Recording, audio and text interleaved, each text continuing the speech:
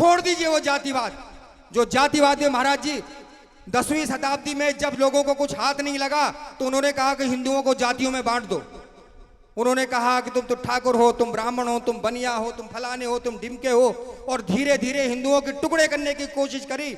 मैं ये कहता हूं कि अगर अभी भी नहीं समझे हम लोग और टुकड़ों में ही बंटते रहे तो ऐसा ना हो कि एक दिन हम अपने हाथों में कुल्हाड़ी लेकर खुद ही कटते रहें। ये मत करो, ऐसा मत करिए। आप सब लोग एक होके रहिए। जितने सनातन धर्म के हिंदू समाज के लोग हैं वो एक होके रहिए, चाहे वो किसी भी जात का हो। हम तो ये कहते हैं, लोगों ने उस समय वर्ण के आधार पे महाराज जी जातियां घोषित कर दी थी। कोई ब्राह्मण अगर जूते की दुकान खोलता है तो उसको क्या संज्ञा दोगे आप? बताइए आप लोग। या कोई ठाकुर अगर जूते की दुकान खोलता है उसको क्या संज्ञा, उसको वही संज्ञा दोगे क्या? इसलिए भैया मत करिए ये जातिवाद, अब तो कम से कम मत करिए, क्योंकि हिंदुस्तान में ही हिंदुत्व जिंदा हिंदुस्तान में है, और अगर यहां भी तुम खतरे में आ गए तो तुम्हें कोई नहीं बचा सकता। फिर भागवत कथा में बहुत सारा ज्ञान दिया जाता है और मैं उनको बार बार साधुवाद देता हूं जो इस प्रकार के आयोजन करते हैं, क्योंकि हमारे धर्म का संरक्षण करने का एकमात्र साधन ये आयोजन है। हम इस प्रकार की राम कथाएं, भागवत कथाएं निरंतर कराते रहते हैं। तो ये अभ्युदय उपकार फाउंडेशन अच्छे अच्छे कार्यक्रम करते हैं।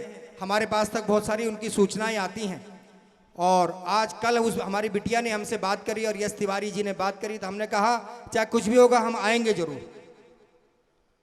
आप सब लोगों को भी, भाई बंधुओं को मिल करके कम से कम साल भर में इस प्रकार का एक आयोजन कराना चाहिए।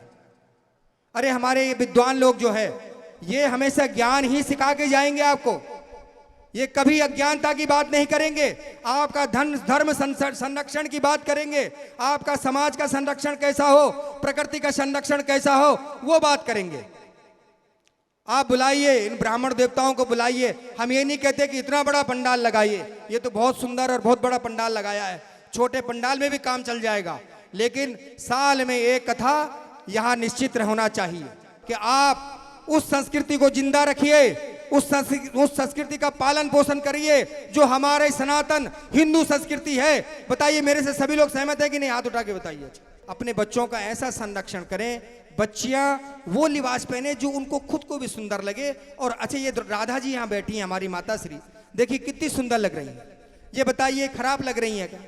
तो बच्चियां जब घर में रहें तो जैसे भी रहें, लेकिन अगर बाजार में निकलते हैं तो लिबास हमारा संस्कृति के हिसाब से होना चाहिए, ताकि किसी को भद्दा ना लगे, कोई आपसे कोई कमेंट ना करे।